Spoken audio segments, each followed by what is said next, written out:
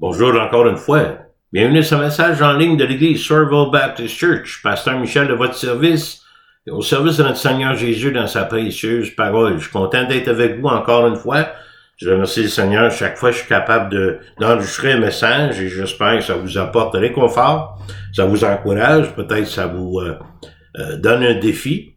Et en tout cas, merci d'être là. Le 16 février, ici à l'église, le dimanche matin, en anglais et en français, 9 heures en français, 11 heures en anglais, nous avons un invité spécial, Josué Ménard, qui est un gradué de l'Institut biblique de Nouveau-Brunswick, qui a déjà partagé la parole ici. Il travaille à Parole de vie à Sherbrooke et il va nous apporter le message pour le 16 février, donc la semaine du 16. Mon épouse et moi, nous allons faire des visites pastorales. Si ça vous tente d'avoir une visite pastorale, contactez-nous. Je vais vous donner mes coordonnées tantôt à la fin. Et donc, je vais vous dire aussi que le prochain message YouTube aura lieu le 21 février, vendredi le 21 février. Et c'est ça. J'aimerais qu'on y aille dans la prière, si vous voulez vous joindre à moi. Prions le Seigneur. Seigneur Jésus, merci encore une fois pour le privilège et la bénédiction de pouvoir fouiller dans ta parole pour trouver les trésors, Seigneur, tes promesses, du réconfort. Même pour les moments les plus difficiles de la vie, on peut compter sur toi. Seigneur, puisse te bénir chacun qui est à l'écoute. Nous savons que ta parole est un trésor immense. Plus que nous creusons, plus que nous en trouvons des trésors. Par la puissance de ton Saint-Esprit, guide-nous, dirige-nous, garde-nous dans ta parole. Nous te remercions d'avance au nom précieux de Jésus. Amen. Citation, « Il est difficile de croire que Jésus est tout-puissant jusqu'au temps que vous découvrez comment vous êtes impuissant. » Nous allons continuer dans le chapitre 11, Jean 11, le Jésus je suis, la résurrection et la vie, deuxième partie, suite à la semaine passée. Nous allons finir cette histoire. Donc, la semaine passée, on a vu « Je suis la résurrection et la vie », versets 14 à 16, où ce que Jésus a annoncé la mort de Lazare. Ensuite, on a vu Marthe qui est venu à la rencontre de Jésus, au verset 17 et 22. Et ce matin, verset 23-28 pour commencer, ou 24-28, 23. « Je suis la résurrection et la vie, et Jésus va déclarer sa puissance sur la mort. » On voit que Jésus essaye de rassurer Marthe qu'il est au contrôle de la situation, même si elle pense que c'est trop tard, parce que son frère n'a pas été guéri, et il est mort ensuite. Mais Jésus le rassure en disant, Jésus lui dit à Marthe, ton frère ressuscitera. Et elle répond, je sais, lui répondit Marthe, qu'il ressuscitera à la résurrection au dernier jour. Sa réponse, elle croyait au jour du Seigneur, quand tous les croyants vont ressusciter, mais sa foi en la résurrection était pour le futur. Elle ne savait pas que c'était possible à ce moment ici. Marthe ressentait très peu de consolation du fait d'une résurrection le jour du Seigneur. Elle avait besoin de voir quelque chose maintenant. En fait, quelque chose de réel au moment même qu'elle vivait. Nous essayons parfois de réconforter une personne en deuil, lui disant « Vous le reverrez, la personne que vous aimez, à cause de leur foi en Christ. » Mais nous ne voulons pas dire « Vous le verrez tout de suite maintenant », mais ici, Jésus voulait dire que Lazare ressusciterait à ce temps-ci. Imaginez si Jésus faisait ça qu'il a fait avec Lazare à toutes les funérailles des bien-aimés en Christ.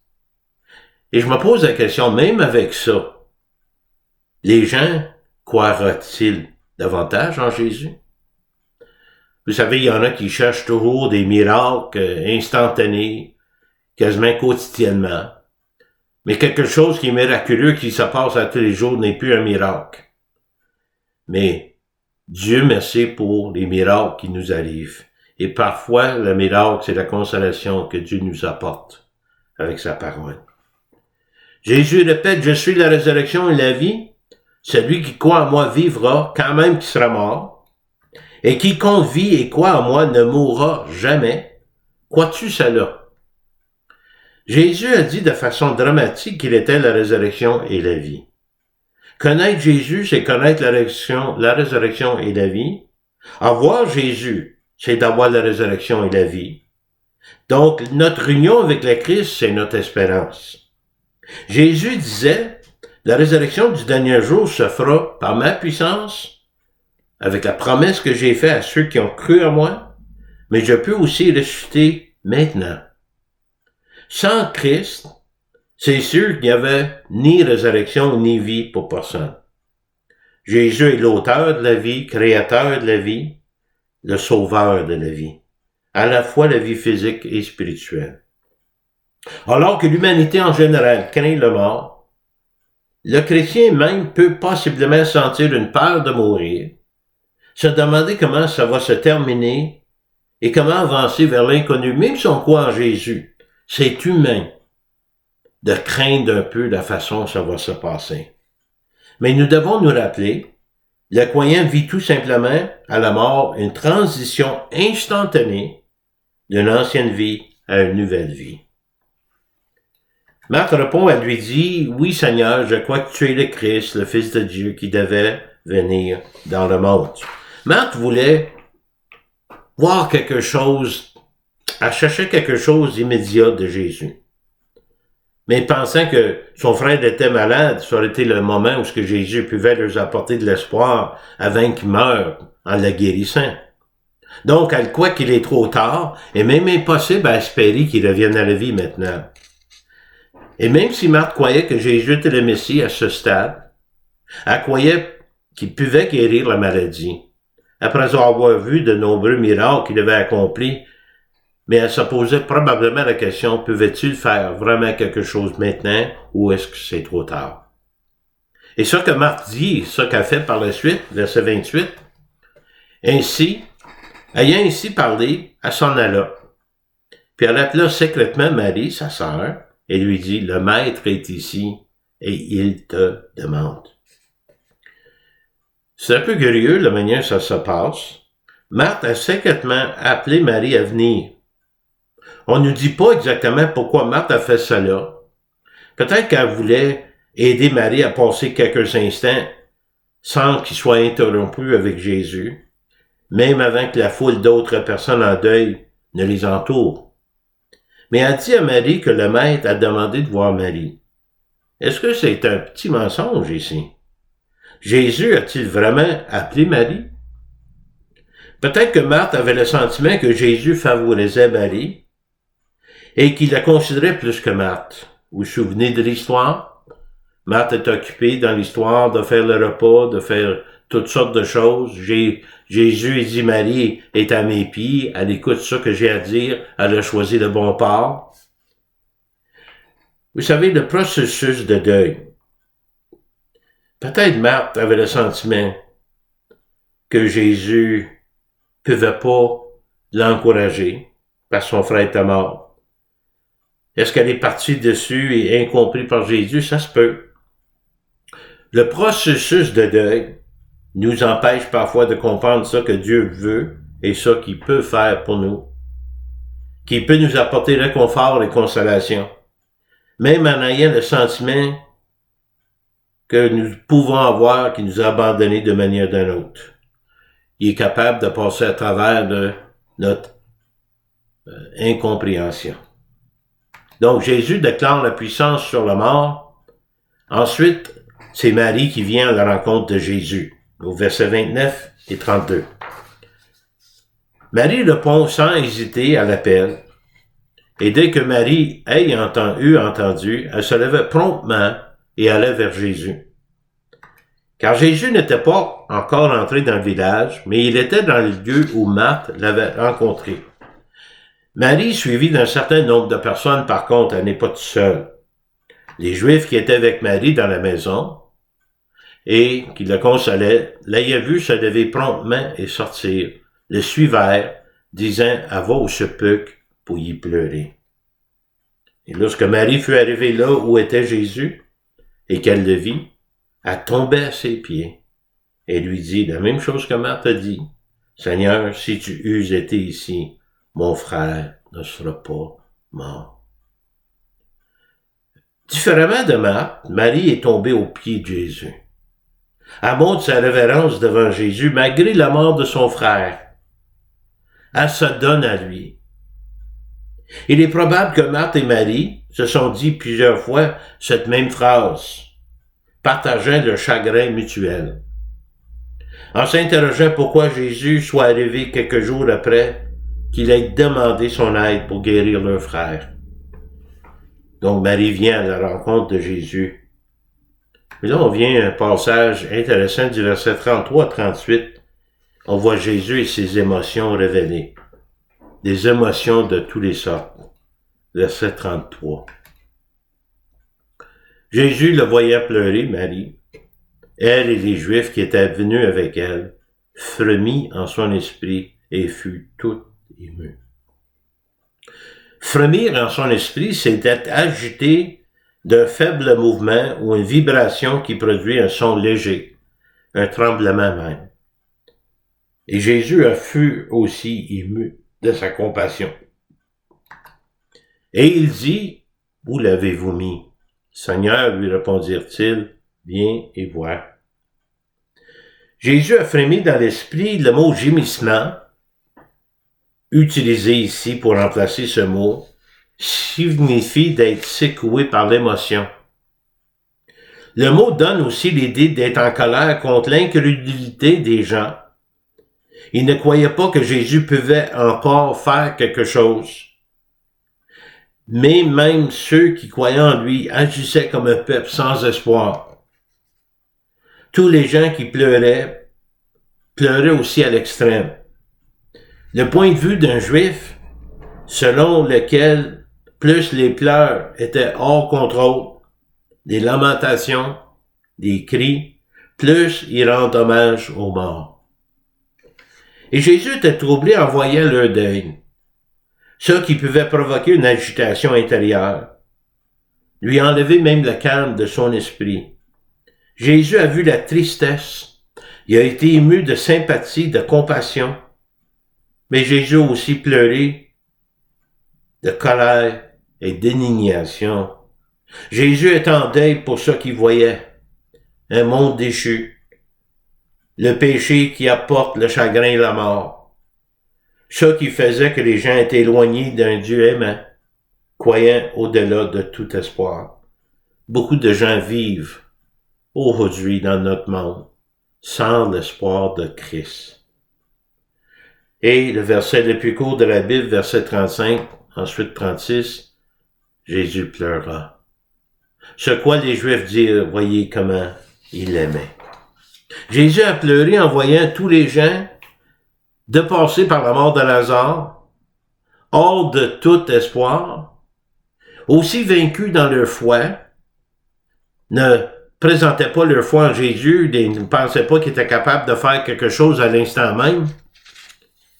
Et si Jésus a pleuré, montrant son humanité, et de montrer aussi qu'il peut sympathiser avec nous, combien de larmes ont été versées au cours des siècles à cause de la mort d'un être cher? Jésus sait combien. Il sait combien de larmes nous avons pleuré à la perte de quelqu'un dans notre vie. Dieu voit nos larmes. Dieu est sensible à nos larmes. Dieu se souvient de nos larmes. Et Dieu veut sécher nos larmes.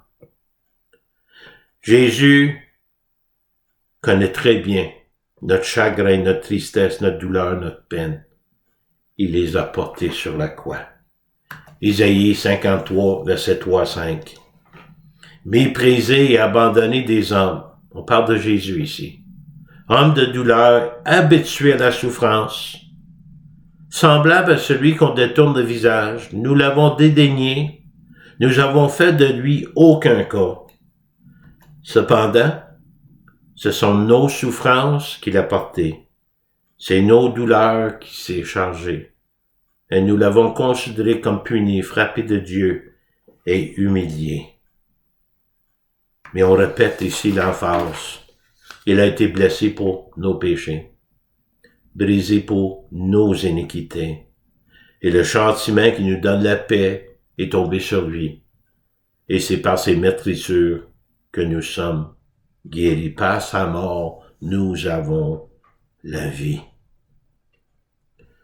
2 autres instants où ce qu'on voit que Jésus pleure amèrement. Lorsqu'il a pleuré sur Jérusalem, combien de fois j'ai voulu vous rassembler comme des poussins sous mes ailes, et vous n'avez pas voulu.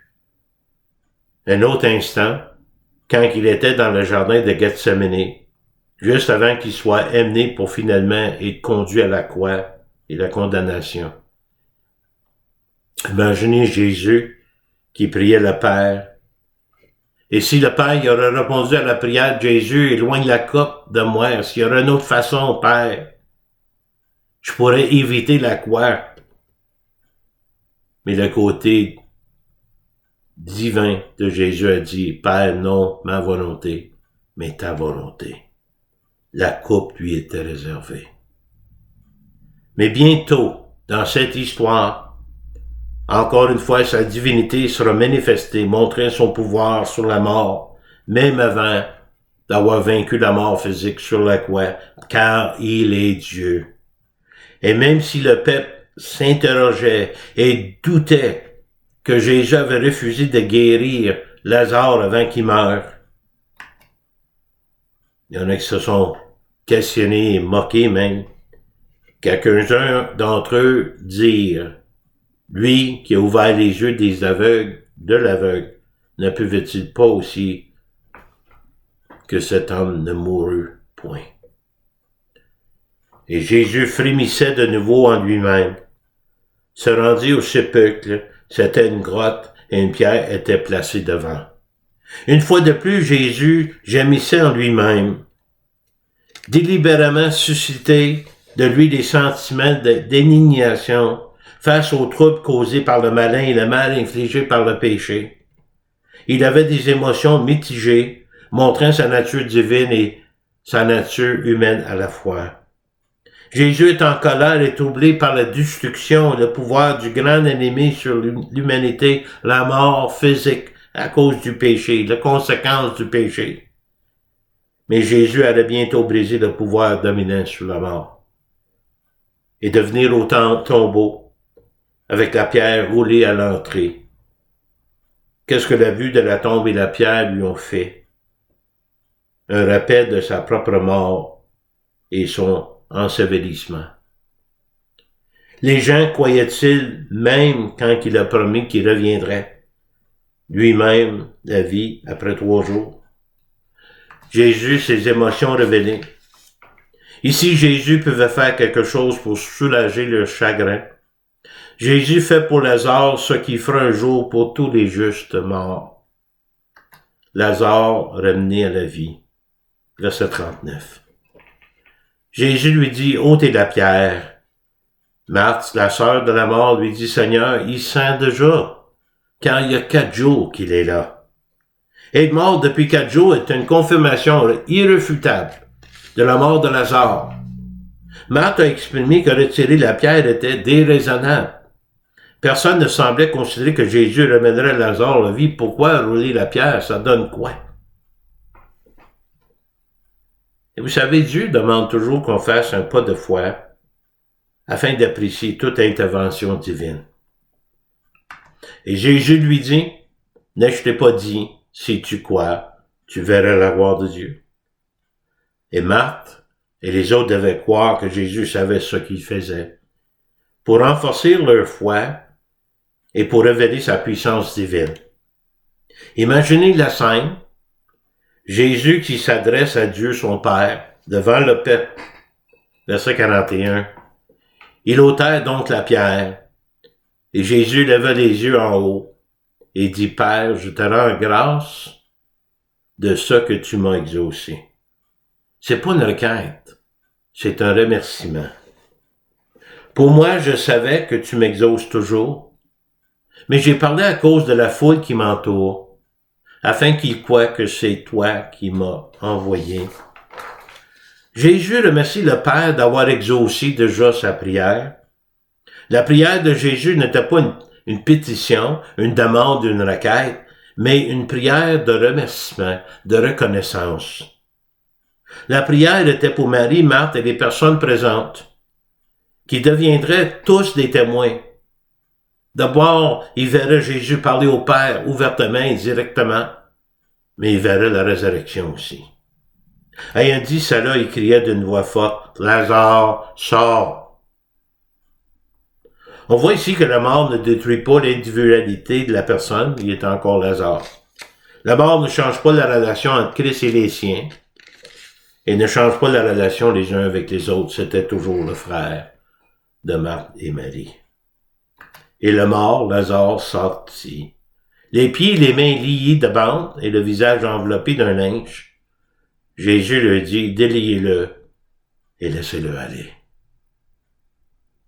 Lazare se leva, enveloppé des vêtements tombants. Il y aura encore besoin d'autres vêtements tombants parce qu'il allait mourir encore une fois, plus tard. Mais Jésus a laissé ses vêtements, lui, tombales, dans le tombeau parce qu'il n'aurait plus besoin jamais. Jésus avait dit à une occasion précédente qu'un temps viendrait où tous ceux qui étaient dans leur tombe entendraient sa voix dans Jean 5, 28, 29. À ce moment-là, avec Lazare, c'était une démonstration puissante de cette autorité. Jean 5, 28, 29 nous parle de deux résurrections très importantes.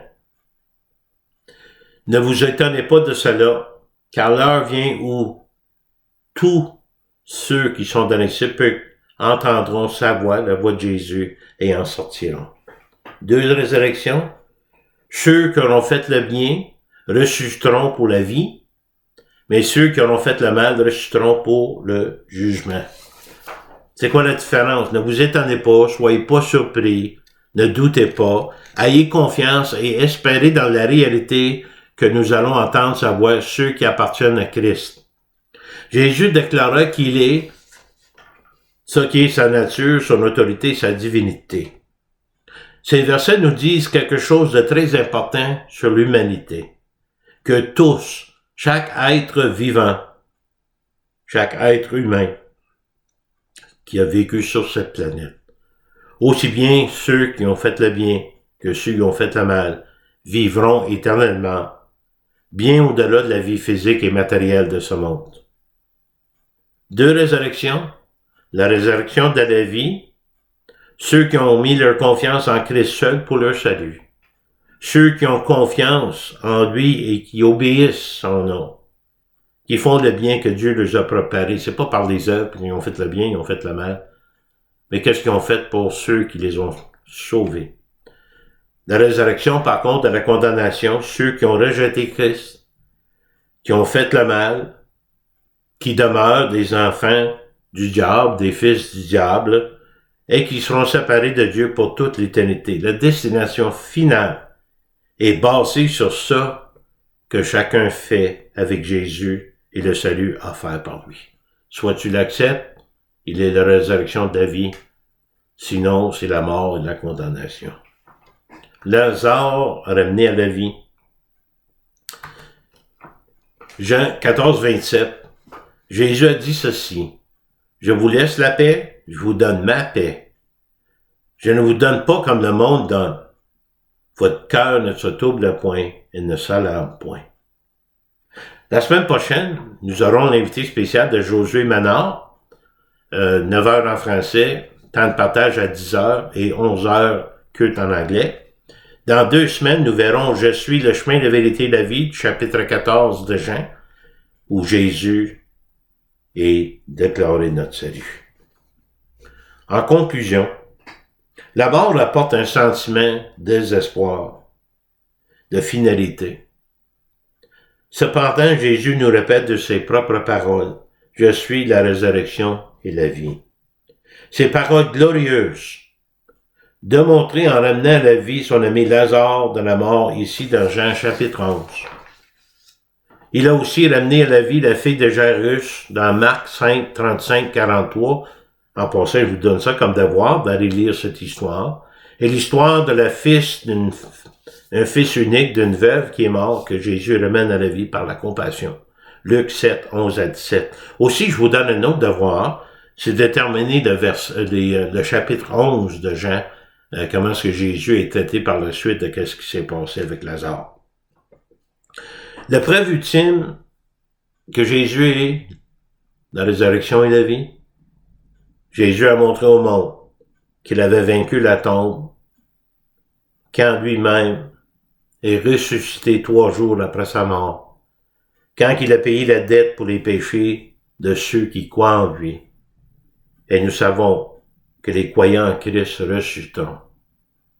Être en Christ d'abord, nous avons été rachetés et délivrés de la mort spirituelle.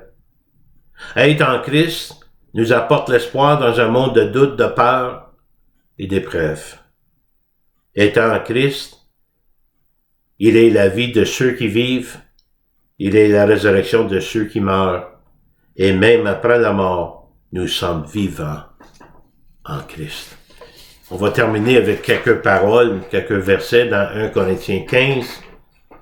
Paul qui parle ici, « Je vous ai enseigné avant tout, comme je l'avais aussi reçu, que Christ est mort pour nos péchés, selon les Écritures, qu'il a été enseveli, et qu'il est ressuscité le 3e jour, selon les Écritures c'est la parole de Dieu, et qu'il a apparu à sa face, qui est Pierre, puis aux 12, le groupe de 12 qui restait juste 11. Ensuite, il est apparu à plus de 500 frères à la fois. Donc, la plupart sont encore vivants au moment que Paul a écrit cette lettre, et donc quelques-uns sont morts. Ensuite, il est apparu à Jacques, puis à tous les apôtres. Et après eux tous, il m'est aussi apparu à Paul, comme à l'avorton. Paul qui est devenu le 12e apôtre, qui est allé vers les gentils, qui a été choisi 12e apôtre de Christ. Christ s'est révélé à lui, mais lui aussi a vu Christ ressuscité. Jean 5, 24, on a vu 28, 29 tantôt, les 2 résurrections. En vérité, je vous le dis, celui qui écoute ma parole, dit Jésus, et qui croit à celui qui m'a envoyé, a la vie éternelle, et ne vient point en jugement, mais il est passé de la mort à la vie.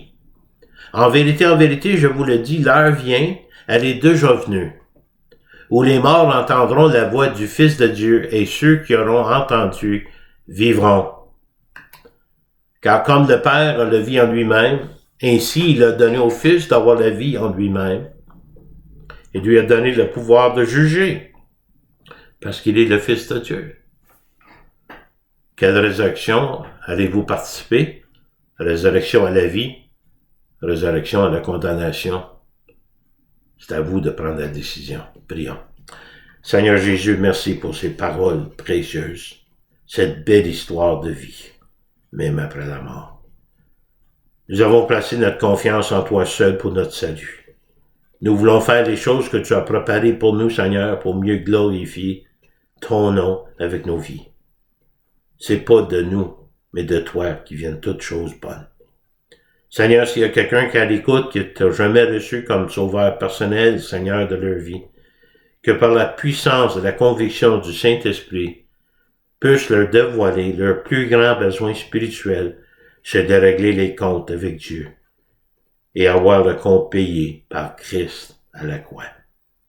Merci Seigneur pour chacun et bénis le restant de cette journée. Nous te prions, nous te remercions d'avance. Au nom précieux de Jésus. Amen. Vous pouvez me contacter ici à l'église Somerville Baptist Church, normalement, mardi matin à 9h, jusqu'à vendredi après-midi, où ce que j'enregistre les messages.